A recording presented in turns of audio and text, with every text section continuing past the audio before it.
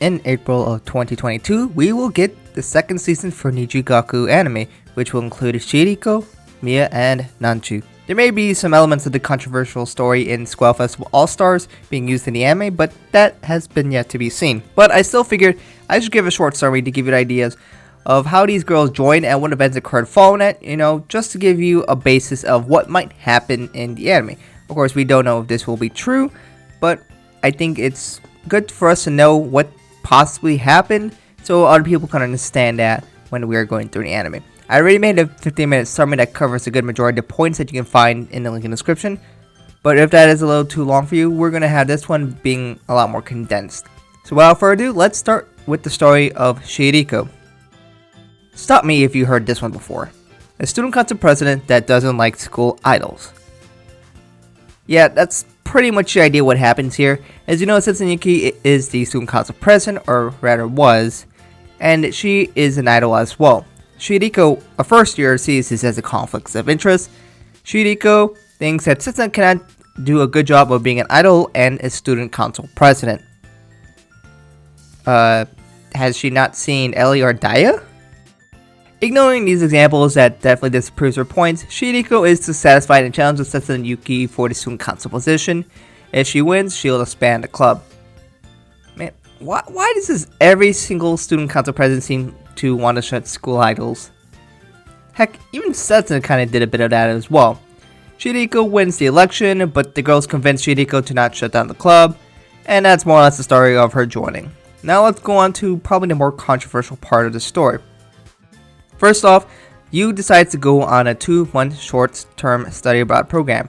During that program, two girls take over the idol scene at that school. First is Lanzhu Zhong from Hong Kong, China. She is a childhood friend of Shioriko and she is the daughter of the chairwoman. The other girl is Mia Taylor, who is from New York. She is also known for her loose vocabulary. Mia is a prodigy in music production who's only 14, and she's also in college back in the US. Time skip to when Yu comes back. Yu sees that Lanzhu has made the association, which is the rival group to the school idol club. Except this group has some familiar faces: Shioriko, Ai, and Karen. The association is the flashy, high-tech professional group, and on top of that, since Lanzhu is the daughter of the chairwoman, she has the authority to shut down the club and have a monitoring committee to prevent the girls from the club practicing. Basically, she is a monarch. As for why the girls betrayed the club, Shioriko left because those were her childhood friends. Sure, that makes sense. I left because she wants to be friends with everyone, even if it means she has to backstab her best friends to do that, I guess. And Kana left because she wanted to be with the professionals and she felt that the club was inadequate. Keep in mind that these girls are also backup dancers in Lanzhu, so you can see why some people weren't exactly very happy about their reasonings. They are not great at best. In retaliation to Lanzhu, the club decides that they will do guerrilla lives, which is basically they'll do live shows that happens out of nowhere. That way they could continue to perform. During these times, Shizuku tries out the association, but she notices they're missing the passion, the feelings, and the overall enjoyment of being an idol. So Shizuku rejoins the club and gets Lanzhu mad, so she demands Mia to fix this. Mia gets frustrated by Lanzhu, who demands a lot from her, and she starts losing her musical touch. Rina finds her and learns that the pressure that Mia has as performing as a tailor, which puts a lot of pressure on her. She's too afraid to sing, but Rina encourages her and Mia finds courage and a new friend. Kaoruko then comes, which is Shioriko's older sister. She originally started the school idol festival that you saw in the anime, and now she is back as a student teacher. She tells the girls that she is starting the school idol exhibition where the girls will have to audition to see who will represent the school. The girls decide to make groups for the exhibition, which are just the subunits, Diva, Quartz, and Asuna.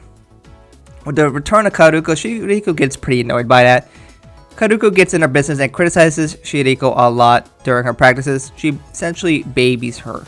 Shioriko wishes to show that she isn't a baby anymore by performing a live for her. Lanzhu then wishes Shioriko to really go over the top in her live, but Shioriko rejects her. Shioriko performs and Kaoruko decides that she isn't the baby sister after that concert. Lanzhu then reflects how Shioriko has pushed her away, which is very similar to a lot of situations that she had before. Everyone says Lanzhu is perfect, and they end up distancing themselves from her because they feel like she's too good for them. Lanzhu then tells the chairwoman that she wants to go back to Hong Kong, and all of the girls have separated themselves from Lanzhu in that she's not needed.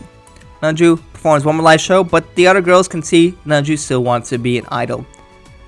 Despite all of the pain that Lanzhu inflicted, the girls decide that they will help her and put together a song and send it to Lanzhu.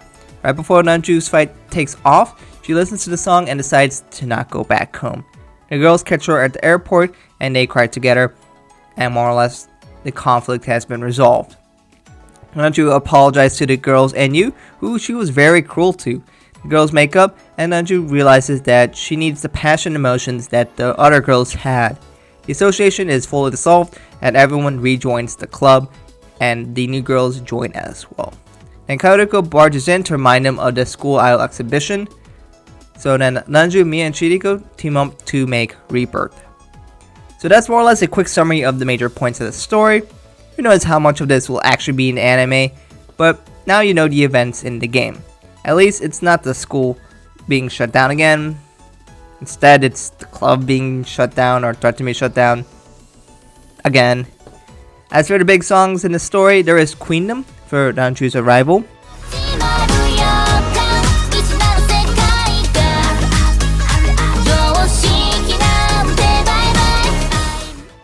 I'm Still for Mia's breakout.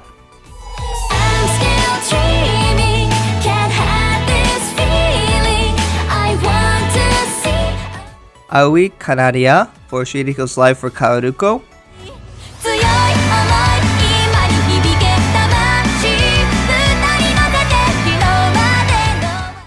And Monster Girls for the Rebirth performance.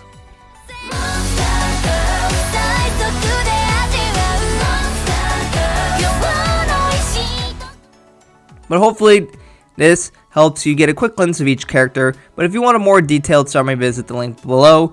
We expect these girls to have some minor elements that will be shared. We obviously have to figure out how Shioriko is going to become the school council president. We're going to have to figure out how Mio probably built a relationship with Rina.